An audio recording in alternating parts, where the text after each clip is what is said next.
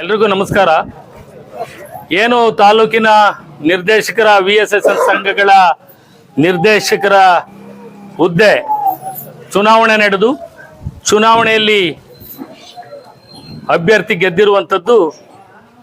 ಆ ಹಿನ್ನೆಲೆಯಲ್ಲಿ ಇವತ್ತು ಮಾಧ್ಯಮಗಳಲ್ಲಿ ನಾವು ನೋಡ್ತಾ ಇದ್ದೇವೆ, ವಾಟ್ಸಪ್ ಫೇಸ್ಬುಕ್ಗಳಲ್ಲಿ ಅತ್ಯಂತ ಅವಾಚ್ಯವಾಗಿ ಒಬ್ಬರನ್ನೊಬ್ಬರನ್ನ ದೂಷಿಸುವಂತ ಒಂದು ಸನ್ನಿವೇಶ ಇವತ್ತು ತಾಲೂಕಿನ ಜನರನ್ನು ದಾರಿ ತಪ್ಪಿಸುವಂತ ಕೆಲಸವನ್ನು ಮಾಡ್ತಾ ಇದೆ.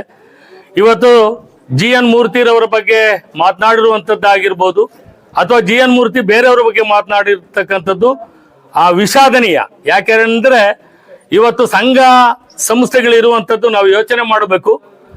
ಬರಗೂರು ಸಹಕಾರಿ ಸಂಘದಲ್ಲಿ 4.5 ಕೋಟಿ ಹಣವನ್ನು ತಂದು ಇವತ್ತು ಪ್ರತಿಯೊಬ್ಬ ಪಾಣಿದಾರನಿಗೆ ಪಾಣಿಯನ್ನ ಪಡೆದಿರುವ ವ್ಯಕ್ತಿಗೆ ಲೋನ್ ಅನ್ನು ಕೊಟ್ಟು ಅತ್ಯಂತ ಸಹಕಾರವನ್ನು ನೀಡಿರುವಂತಹ ಬ್ಯಾಂಕ್ಗಳ ಬಗ್ಗೆ ಮಾತನಾಡುವಂಥದ್ದು ಬಹಳಷ್ಟು ಸೂಕ್ತ ಅಲ್ಲ ಅಂತ ನಾನಾದ್ರೂ ಭಾವಿಸ್ತಾ ಇದ್ದೇನೆ.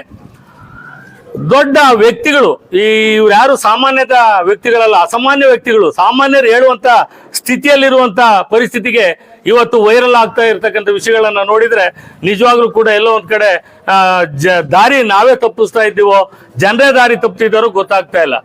ಸೊ ಇವತ್ತು ಮೂರ್ತಿರವರು ಮಾತಾಡಿರುವ ಏನಾದ್ರೂ ಮಾತುಗಳಲ್ಲಿ ನಿನ್ನೆ ಇದೇ VSSN ಹೊಸಳ್ಳಿ ಬ್ಯಾಂಕಿಗೆ, ಸಹಕಾರಿ ಬ್ಯಾಂಕಿಗೆ ಬಂದು ಮೂರ್ತಿರವರು ಎಷ್ಟು ಹಣವನ್ನು ಪಡೆದಿದ್ದಾರೆ ಅನ್ನುವಂಥ ಮಾಹಿತಿಯನ್ನ ತೆಗೆದುಕೊಂಡೋದಂತ ವ್ಯಕ್ತಿಗಳು ಇದು ಸಲ್ಲದ ಮಾತು. ಕಾರಣ ಏನಂದ್ರೆ, ಈಗ ಅಧ್ಯಕ್ಷರು ಮಾತನಾಡ್ತಾ ಹೇಳಿದ್ರು, ನನಗೆ ಆ ವಿಷಯ ಗೊತ್ತಿಲ್ಲ, ನಾನು ಗೊತ್ತಿಲ್ಲದೆ ಇರೋದ್ರಿಂದ ನಾನು ಬಂದು ಇದನ್ನ ತಡೆಯಕ್ಕಾಗಿಲ್ಲ ಅಂತ.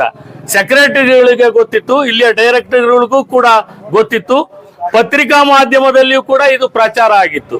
ಸೊ ಈ ನಿಟ್ಟಿನಲ್ಲಿ ಅವರು ಇಲ್ಲಿ ಬಂದು ತಪಾಸಣೆ ಮಾಡೋ ಸಂದರ್ಭದಲ್ಲಿ ಯಾಕೆ ತಪಾಸಣೆ ಮಾಡಲಿಕ್ಕೆ ಅವ್ರನ್ನ ಬಿಟ್ರು ಅನ್ನುವಂಥದ್ದು ಒಂದು ವಿಷಾದನೀಯ.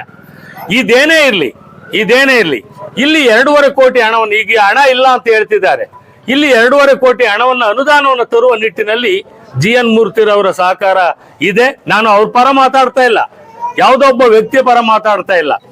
ಇಲ್ಲಿ ನಾವು ಯೋಚನೆ ಮಾಡಬೇಕು, ಈಗೇನು ಬಂದು ಅವಾಚ್ಯ ಶಬ್ದಗಳನ್ನು ನುಡಿದು ವೈರಲ್ ಮಾಡುವಂತ ವ್ಯಕ್ತಿಗಳು ಗಣ್ಯರಿದ್ದಾರೆ.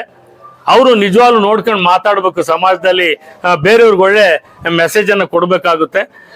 ನಾವೇನ್ ಹೇಳೋದು ಅಂದ್ರೆ, ಇಲ್ಲಿ GN ಮೂರ್ತಿರವರು ಏನ್ ಮಾತಾಡಿದ್ದಾರೆ ಅನ್ನೋದಕ್ಕಿಂತ ಅವ್ರನ್ನ ಪರಿಶೀಲನೆ ಮಾಡಿದಾಗ ಏನ್ ಕಂಡು ಬಂತು ಅನ್ನೋದು ಬಹಳ ಮುಖ್ಯ ಆಗುತ್ತೆ. ನಾವು ಯೋಚನೆ ಮಾಡಬೇಕು. ಈ ಸಂದರ್ಭ ನಾವು ಅವರಿವರನ್ನ ದೂಷಣೆ ಮಾಡುವಂತ ಸಂದರ್ಭಗಳಲ್ಲ ಇದು. ಕಾರಣ ಯಾರೋ ನಿರ್ದೇಶಕರಾಗಿದ್ದಾರೆ, ಅವರು ವಿನ್ ಆಗಿದ್ದಾರೆ, ಸೋಲನ್ನ ನಾವು ಒಪ್ಕೋಬೇಕು, ಅದು ಸಹಜ. ಸೋತ ಮೇಲೆ 1 ಓಟ್ ಆಗಲಿ 2 ಓಟ್ ಆಗಲಿ ಒಪ್ಕೊಳ್ಬೇಕು, ಅದು ಸಹಜ.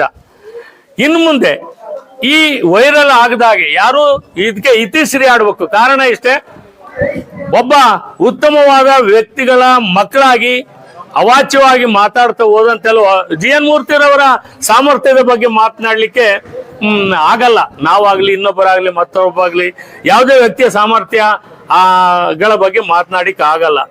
ಸೊ ನಾವು ಮಾತನಾಡುವಂತ ವಿಚಾರ ಬಹಳ ಗಣನೀಯ ಪ್ರಮಾಣದಲ್ಲಿ ಕಡಿಮೆ ಮಟ್ಟದಲ್ಲಿ ಮಾತಾಡುವಂತ ಸ್ಥಿತಿ ಇವತ್ತು ಬಂದಿದೆ. ದಯಮಾಡಿ ಇದಕ್ಕೆ ಇತಿಶ್ರೀ ಆಡಬೇಕು. ಯಾವುದೇ ಕಾರಣದಿಂದ ಮುಂದೆ ಯಾವುದು ವೈರಲ್ ಆಗದ ಹಾಗೆ, ಫೇಸ್ಬುಕ್ದಲ್ಲಿ ಬರದ ಹಾಗೆ ವಿಚಾರಗಳನ್ನ ಬೇಕಾದ್ರೆ ನೇರವಾಗಿ ರಾಜಕೀಯ, GN ಮೂರ್ತಿ ರಾಜಕೀಯ GN ಮೂರ್ತಿ ಮಾಡ್ಕೊಳ್ಳಿ, ಬೇರೆಯವರು ಬೇರೆ ರಾಜಕೀಯ ಮಾಡ್ಕೊಳ್ಳಿ. ರಾಜಕೀಯವನ್ನ VSSN ಸಂಘಕ್ಕೆ ಯಾರು ತರುವಂಥದ್ದಿಲ್ಲ. ಮತ್ತೆ ಬಹಳಷ್ಟು ಅವಹೇಳನಕಾರಿ ಮಾತುಗಳನ್ನ ಯಾರು ಆಡಬಾರ್ದು. ಇಲ್ಲಿಗೆ ಇತಿಶ್ರೀ ಆಡ್ಬೇಕು ಅಂತೇಳಿ ನಾನು ಅವರಲ್ಲಿ ಮನವಿಯನ್ನು ಮಾಡ್ತಾ ಇದ್ದೇನೆ.